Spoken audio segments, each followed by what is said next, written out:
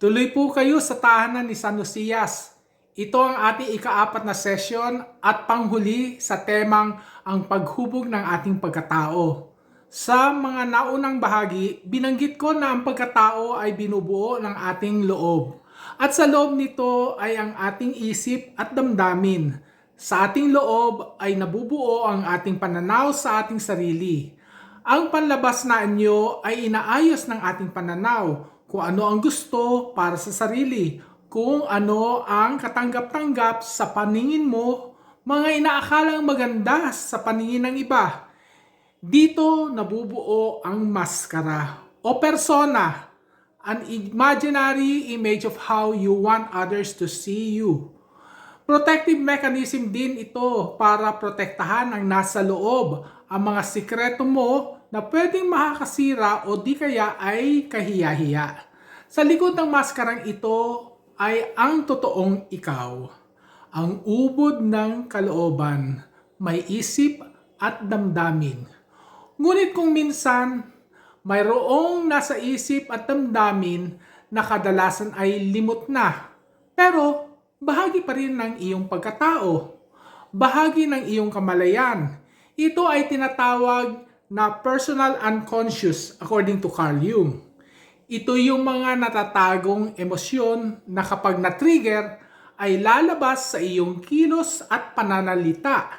At ang isip at damdamin ay affected din ng mga minanang kaisipan na tinatawag na collective unconscious. Sinabi ko rin na bahagi ng limot na kamalayan o personal unconscious ay ang tinatawag nating shadow o anino.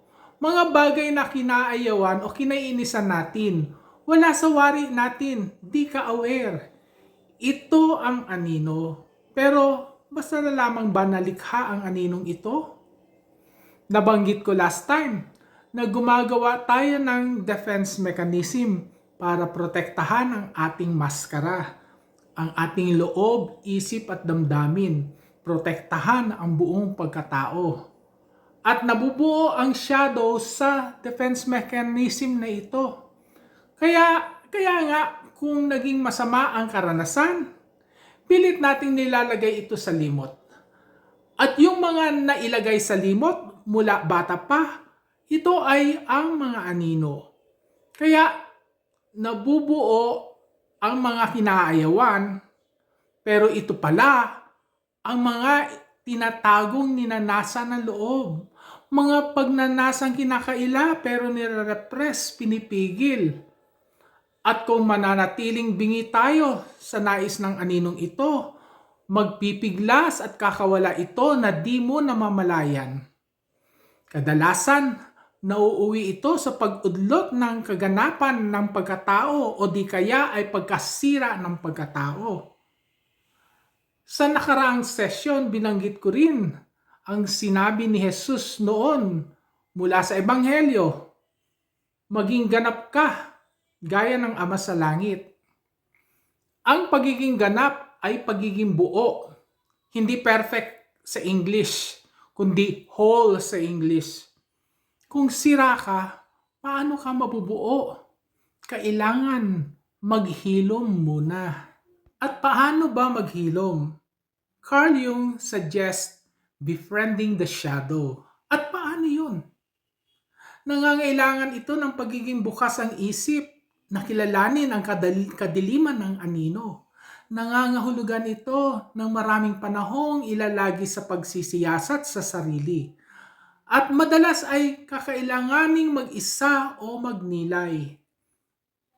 Isang paraan ng pagkilala sa shadow ay dream analysis, kung saan sa pamamagitan ng panaginip, nagpapahayag ang saloobing pinakakatago-tago o nire-repress sa mga simbolo sa loob ng panaginip. Bukod sa panaginip, paggamit ng ating imahinasyon para mag-reflect at maging aware sa mga nadarama sa loob. Try doing this every day. Pagising sa umaga, maglaan ka ng ilang minuto para maging mindful sa mga concerns mo, mga iniisip at nadarama. Tapos, maging conscious sa feelings mo, lalo na pag may trigger. Ask yourself, why I feel this way? Self-talk ika nga. Doing this, you will expand your self-awareness. Lalawak ang pananaw mo. If you feel uncomfortable, yan yung moment ng encounter with your shadow. Kasi napaka-uncomfortable harapin ang anino. Halimbawa na lang, one time, tumawag yung pamangkin ko at na-trigger ako sa balitang natanggap ko. Pinaghalong inis at galit ang nadama ko. Biglang naalala ko, kailangan maging mindful ako. Oops, mukhang yung anino lumabas. Naalala ko yung mga kinaiinisan ko. Kasi kung ano ang kinaiinisan, yun ang anino. Kaya tinanong ko sarili ko, bakit? Bakit ka naiinis? Kasi ngit-ngit na ngit-ngit ang loob ko. Pigilan man. Ayaw magpaalpas. Talagang gustong sumabog na parang bulkan. Sumabog nga. Nagla-live stream pa ako noon. At sa live stream ko, galit na galit ako. In that instance, kailangang maging gentle ako sa sarili ko, lalo na sa anino. At lalo na dahil alam ko na kumakawala yung anino. This way, hindi magiging destructive yung anino. Hopefully. Tinanong ko sarili ko kung bakit ako galit na galit. Tapos doon ko naalala yung galit ko sa pang-aapi sa amin ng mga kapatid ng mama ko at saka ng lola ko. Lumabas doon. Kumbaga naalala ko yung mga ginawa mula pa nung bata. Kasi nung bata, tumahimik lang ako noon. Takot na magambala ang katahimikan namin. Yung takot ang anino dito. Dahil sa patuloy na pangingialam nila sa amin, ayun, nagwala na yung anino. Yung takot na pinipigil ko, sumabog sa galit. Ang projection ng takot ay pagiging mahinahon at malumanay noong bata pa ako, pero nang sumabog, ang takot nag-project bilang mapangis na tigre. Kasi dito yung anino, pinoprotektahan yung seguridad ng aming pag-iisip. That anger and fear was evoked para ma-feel namin yung urgency na bigyan proteksyon ng interest namin, ang interest ng pamilya. Ang dami kong realization sa buong maghapon na yun. Lalo na yung projection ng takot bilang mahinahon at malumanay. Kasi noon, yung unang trigger, 16 pa lang ako noon eh. Mga umapis sa amin, lola at mga tiyahin ko. Napakabata ko pa noon, wala pa akong kalaban-laban. Di tahimik muna. Ayun, projection ko tumahimik. Tingin nila okay, kasi nga, nagiging mahinahon at malumanay. Safe daw, ganun. Parang anghel. Yun kasi ang mga pagiging mahinahon, malumanay, mga katangiang kinagigiliwan. Pero sa pangyayaring ito, defense mechanism ko yun. Yung nakatagong totoong nadarama ko, galit sa kanila. At takot, kinikimkim muna. Dahil siguro sa sobrang kahihiyan, parang naudlot yung paglaki ko. Ang laki ng epekto sa ugali ko, yung pagiging mahiyain, introverted at mahinhin, di maintindihan ng iba, kaya madalas pakiramdam ko kinukutya ako, pinagtatawanan ako. Mga 16 years old pa ako noon eh. Yung gentleness and calmness, ang maskara ko. Sa likod ng maskara ng pagkamahinahon ay galit at karahasan. Yun ang anino. After that outburst, ang hirap kausapin ng batang galit sa loob. Pinakikiramdaman ko lang. Pero ang importante sa lahat, hindi ako kontrolado ng emosyon ko. Kahit hinahayaan ng isip ko na sumambulat ang emosyon, aware ako. At maingat pa rin na hindi makasira ng pagkatao ng iba. Dito ay importanteng buo ang loob at bukas ang mata't malay sa mga nangyayari. Hindi ka possessed ng shadow. Hindi ka possessed ng anino mo. Own the feelings but do not let the feelings own you. Di mo nire-repress ang feelings kundi inuunawa mo. Hinahayaang mangibabaw basta't nasa ayos at nasa tama. Also, another exercise na ginawa ko sa pagiging mindful kasi sa work, lalo na kung ikaw yung boss, minsan nangingibabaw yung nakasanayan. Yung hayaan lang at huwag pumuna kung may mali o hindi maganda sa trabaho. Kung supervisor ka, kailangan yun. Assertive ka dapat. So, bakit uncomfortable ako? Pag kinokorek ko yung mga kasama ko, dito ko na-realize yung shadow of fear. Kasi nga, noong bata pa ako, I was trained to shut up and not say anything. Kasi di ba noong bata tayo, sa sobrang curious, matanong at madaldal, tapos pipigilan ka ng mga matatanda. So, na-repress yung curiosity natin. Na-repress nito yung mga magagandang katangian mula bata pa dahil sa mga matatandang pumipigil dito. Siguro dahil yun yung kinaugalian. Gaya ng mga batang pinagbabawalang makihalubilo sa mga usapang matatanda. Lumaki akong tahimik at introverted dahil sa takot na mapahiya.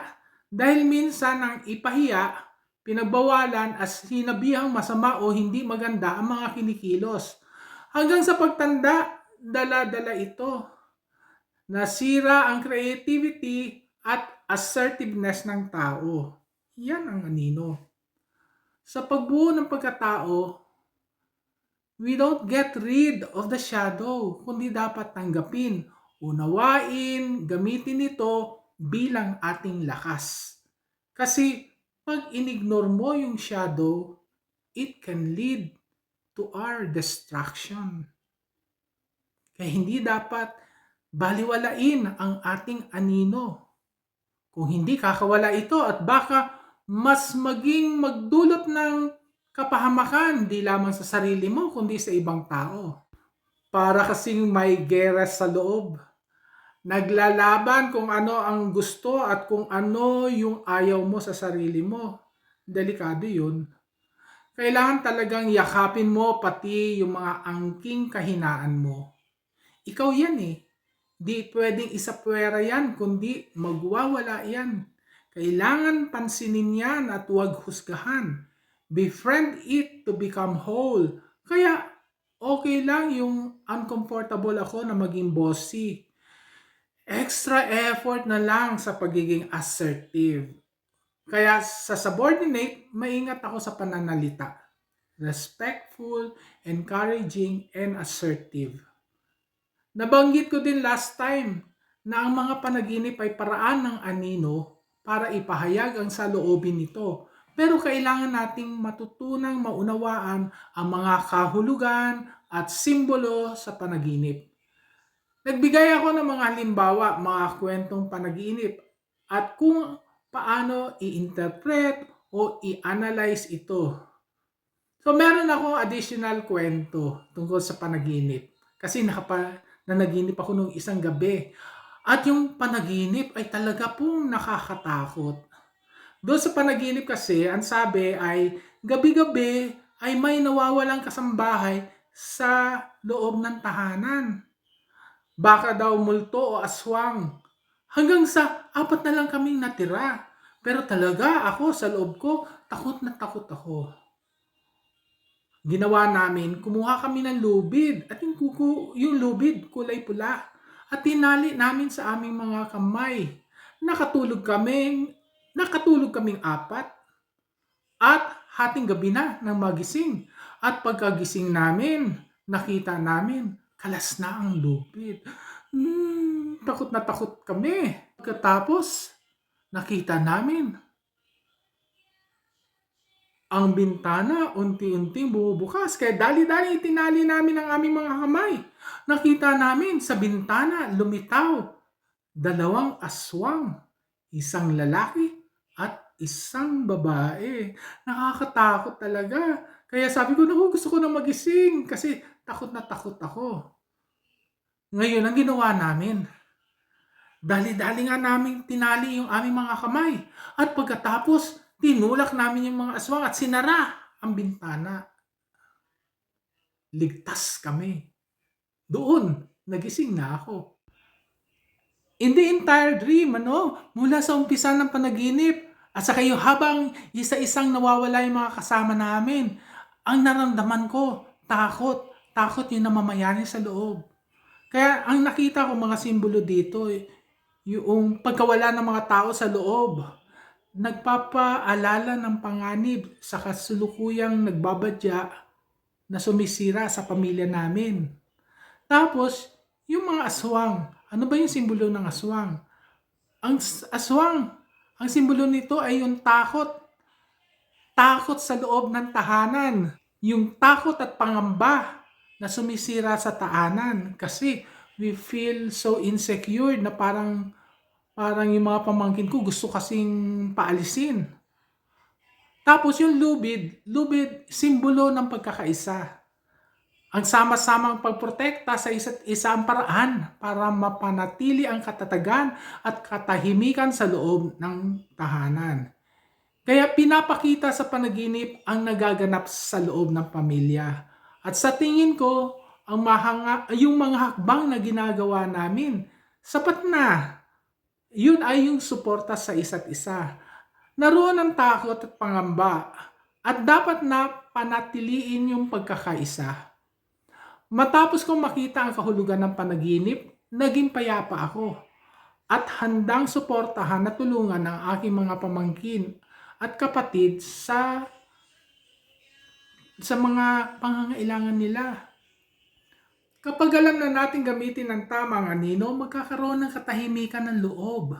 Nagiging buo ang pagkatao. Kung dati nabasag ang iyong pagkatao dahil basta na lamang naposes ka ng anino at kung ano-ano na ang ginagawa mo at di mo kasi namamalayan, mabubuo muli ang basag-basag na piraso ng iyong sarili kung napahinahon mo na ang anino. Pang-unawa lamang ng isip ng iyong conscious mind ang kailangan at huwag husgahan itong anino. Compassion ang kailangan ng anino. Ika nga, forgive yourself kasi yung anino, ikaw din yon. Then, help yourself by being conscious. Let the emotion arise, but be conscious that the self do so to bring justice and no harm to you or to people around you. Hindi lang ang sarili ang natutulungan nito. It can also help heal the world around you. Kung akala mo ikaw lang ang nagdurusa, ang nagsasuffer, ikaw lang ang napagmalupitan, nagkakamali ka. Yung iba rin nagagawa ng kasamaan ng iba. Kaya nga, ang tawag sa kasamaan na yan ay structural sin. Lalo na kung pinapairal yan ng mga nakaugaliang paniniwala. So, yung ibang tao, may kanya-kanyang anino din. Pagsamahin yan ang tinatawag na collective shadow according to Carl Jung. Halimbawa, sa lipunan, nariyan yung wala kang pakialam sa politika. Walang pakialam sa mga suliraning panlipunan. Pikit ang mga mata. Nagiging talamak ang corruption sa gobyerno dahil hindi natin nakikita ang pagkakawing-kawing ng mga issue. At kahit na talamak ang nakawan sa gobyerno, pikit mata tayo. Sa loob ng simbahan, ganyan din.